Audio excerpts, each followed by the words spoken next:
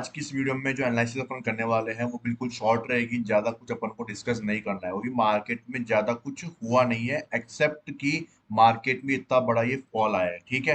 Reason आप सभी को पता है कि वो चाइना में जो इंटरेस्ट रेट हाइक हुई है, उसका भी एक इम्पैक्ट काफी आपने अपना जो इंडिया पे पड़ता हुआ दिखाई दिया है। ठीक है। और दूसरा कारण ये है कि अपन को क्या करना है, अब यहाँ पे एक बहुत ही खास तरीके से प्लानिंग करनी पड़ेगी। ठीक है। अपन अगर बाई साइड जाने वाले हैं ना, तो बाय साइड में अपन को प्लानिंग करनी है, तो बिल्कुल अपन को बड़े टाइम फ्रेम का पूरा सपोर्ट चाहिए। ठीक है। उसके अलावा अपन उसमें बिल्कुल भी बाय साइड में रिस्क नहीं लेंगे अभी। ठीक है। मार्केट के जो स्ट्रक्चर है वो बिल्कुल छोटे होते हुए जा रहे हैं, इसी कारण अपन क्या कर देख रहे हैं कि मार्केट में सेलिंग के प्रेशर बहुत ज्यादा जल्दी आपको देखने को मिल रहा है। ठीक है। एक बार एक बार अपन चलते हैं वीकली टाइम फ्रेम के ऊपर। देखो, वीकली टाइम फ्रेम पर मार्केट आ चुका है अपने एफजी वाले एरिया में। ठीक है। अगर अपन बात करें तो ये अपना क्या है, एक एफजी वाला एरिया है। ठीक है। और कंटिन्यूशन में जो ये कैंडल्स बनी है back to back same candles, तो ये शो करती है कि यहाँ पे क्या, ये बहुत ही स्ट्रॉन्ग एफजी है। ठीक है। पहली बात तो ये है। दूसरी बात ये है कि अपन को 4 ओवर पे देखना है कि मार्केट में एग्जैक्टली 4 ओवर में हुआ क्या है। तो देखो, 4 ओवर में जो इसका स्ट्रक्चर था वो यहाँ पे ब्रेक हुआ था। ठीक है। उसके बाद मार्केट में यहाँ पे 4 ओवर का जो अपना आईडीएम था वो यहाँ पे आज डन हो चुका है, और कैंडल ने यहाँ पे पहले तो स्वीप करा था। और चांसेस मुझे ये लग रहे थे कि मार्केट ने ये 15 मिनट का ऑर्डर फ्लो है, उसका सपोर्ट लेके यहाँ पे कैंडल को स्वीप कर सकता था, लेकिन मार्केट ने ऐसा कुछ नहीं किया। मार्केट ने बिल्कुल भी यहाँ पे बाइंग की जो सिनेरियो है वो बिल्कुल भी नहीं दिखाया। बहुत ही कम हल्की सी बाइंग आई। ठीक है। तो उसको अपन बाइंग नहीं कह सकते, तो इसका मतलब 15 मिनट का सपोर्ट मार्केट को नहीं मिल रहा है। ठीक है। अब ज्यादा चांसेस क्या लग रहे हैं, ज्यादा चांसेस लग रहे हैं कि मार्केट जो है वो स्लिप हो सकता है। कहां तक? अपना जो ये वाला ऑर्डर ब्लॉक है वहां तक। समझने की कोशिश करो। देखो, यहाँ पे क्या है, ये ऑर्डर ब्लॉक है सिर्फ, जो कि एक वैलिड पुल बैक के ऊपर यहाँ से मार्केट ने हाई लगाया। फिर ये पुल बैक कंफर्म कैसे हुआ, जब इसके ऊपर यहाँ पे क्लोजिंग मिली। तो यहाँ पे अपन देखेंगे कि इसके बाद में यहाँ पे ये कैंडल है जिसमें क्या है, एफईजी भी है, एक ऑर्डर ब्लॉक कंफर्मेशन के साथ में बनता हुआ दिखाई दिया है। उसके अलावा अपन देखें आगे, तो यहाँ पे अपने पास में एफईजी एक ये वाली है। ठीक है। एक यहाँ से लेकर मतलब ये first candle, second candle, third candle, fourth candle, तो मतलब अपने पास में एक एफईजी और यहाँ पे अपने पास में दो एफईजी है, लेकिन ये कंटिन्यूशन यहाँ से नहीं हुआ है। अगर ये कंटिन्यूशन यहाँ से ही हो जाता ना, तो अपन क्या करते हैं, मीन थ्रेशोल्ड लगा लेते।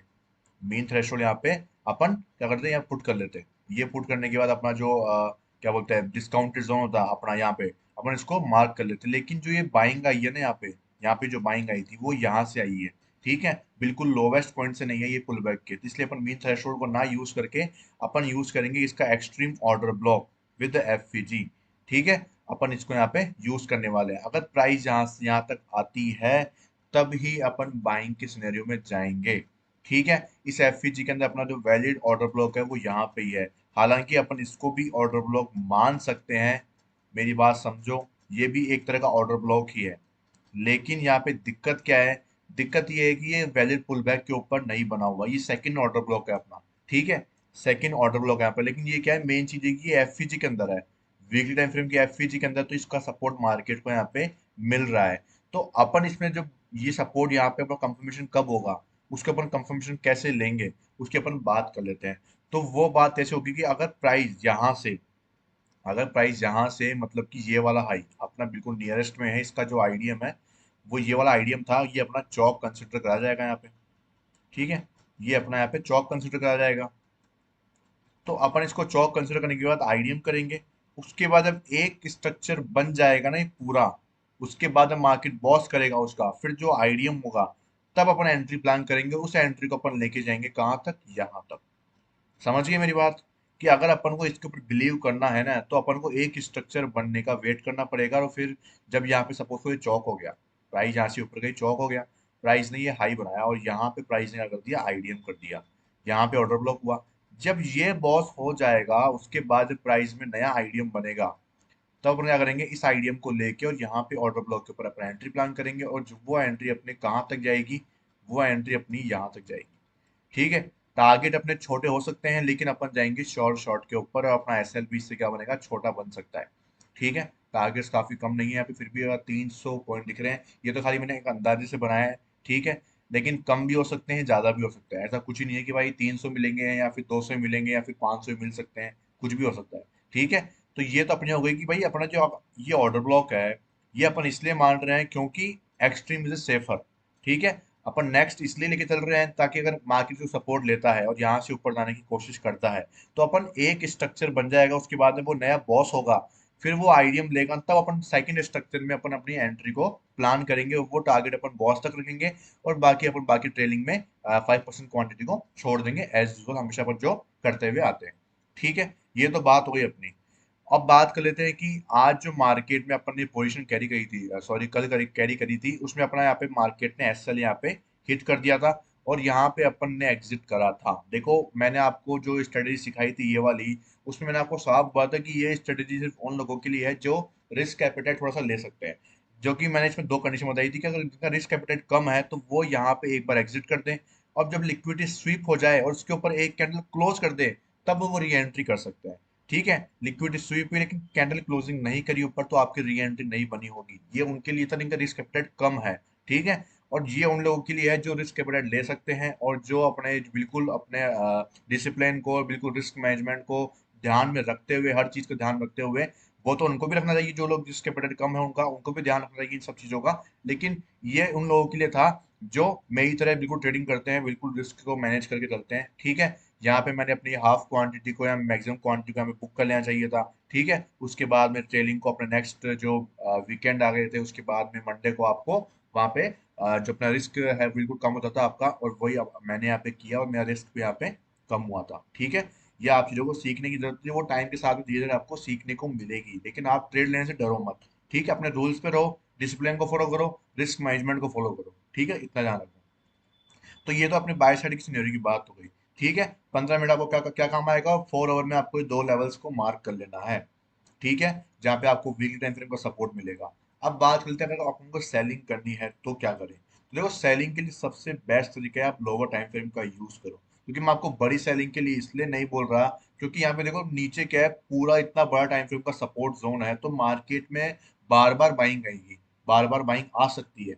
ठीक है, बार बार बाइंग यहाँ पे आपको देखने को मिलेगी, अगर मार्केट नीचे फॉल करता है धीरे धीरे, तो बार बार बाइंग आएगी, एक बड़ी बाइंग आ जाएगी, फिर आपको वो चॉक कर देगा ऐसे। ठीक है, तो आपको उसमें क्या है, आपके बड़े स्टॉप लॉस आने के चांसेस होंगे 15 मिनट के ऊपर, लेकिन आपको अगर 1 मिनट में या 30 सेकंड में करोगे, तो आपके जो चांसेस हैं वो आपके प्रॉफिटेबल होने की ज्यादा चांसेस है। ठीक है, अब या तो आप सेलिंग में जाओ, या फिर आपकी इच्छा हो तो ना जाओ, वो आपकी डिपेंड कर सकता है। ठीक है, आपके अपने रूल्स के जो भी हैं आपके, उसके अकॉर्डिंग आपकी डिपेंड करेगा, लेकिन मेरी राय यही है कि आप यहाँ पे फोकस करो कि भाई बड़े टाइम फ्रेम का सपोर्ट मिल रहा है, तो मतलब आपको बाइंग में ज्यादा फोकस करनी चाहिए। ठीक है, लेकिन जब तक अपन बाइंग फोकस नहीं कर सकते, तो तब तक यहाँ पे एक स्ट्रक्चर और नहीं बन जाता, लेकिन तब तक अपन क्या करेंगे, यहाँ पे सेलिंग करने के लिए जा सकते हैं। ठीक है, ये मैं आपको बता दिया कि आप सेलिंग के लिए कैसे जाओगे, लोअर टाइम फ्रेम के स्ट्रक्चर को मार्क करो, और उसके बाद में आप उसको कंटिन्यू करते हुए चलते जाओ। ठीक है, अब यहाँ पे मार्केट ने बड़े टाइम फ्रेम के जो ऑर्डर ब्लॉक है उसके ऊपर यहाँ पे सपोर्ट लिया था, तो अपना पहला स्विंग यहाँ पे क्या हो गया, अपना चौक कंसिडर करा जाएगा। ठीक है, अब मार्केट में यहाँ पे जो आईडीएम था वो कहाँ पे था, ठीक है, तो आईडीएम यहाँ पे था, और उसके बाद मार्केट में यहाँ पे फिर से क्या हो गया, चौक हो गया। ठीक है, तो आपको ऐसे स्ट्रक्चर को फॉलो करते हुए नीचे तक जाना है, जब तक मार्केट जाया जाए जाया जाए। ठीक है, और बाइंग के लिए आपको बता ही दिया मैंने।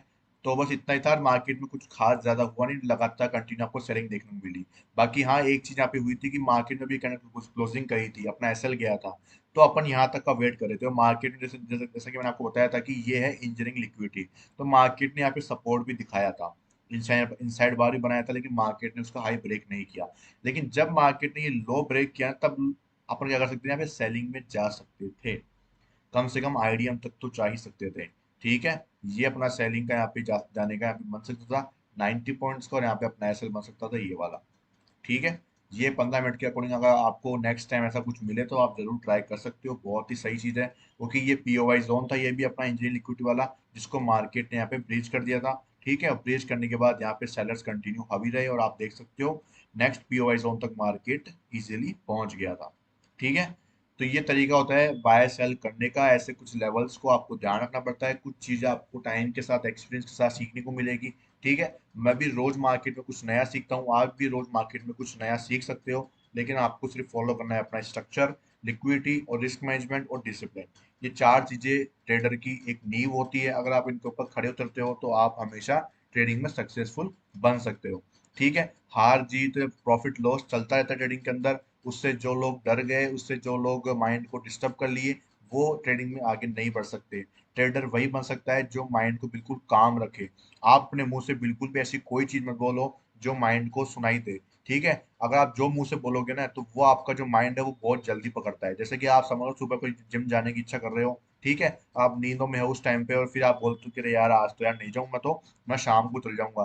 तो आप जब ये बोलते हो ना तब आपका जो माइंड है वो बिल्कुल एक्टिव हो जाता है और बिल्कुल वो क्या करता है आपको फिर जाने ही नहीं देता। आपका जो मन है वो आपको बिल्कुल रोक लेता है। ठीक है, तो फिर आप वो चीज नहीं कर पाते हो जो कि आपको करना बहुत जरूरी है लाइफ के अंदर। तो आप अपने मुंह से बिल्कुल सोच समझ के बोलिए। और ट्रेडिंग करते टाइम पे ना तो ये गाने वाने बजा के ऐसे आप चलते दिखाते हैं ना, आपको ये गाने बजा के चला रहे हैं ये वो, तो आप जब वो करेंगे तो आपका जो मेन चीज फोकस है वो आप चूक जाओगे कहीं पे।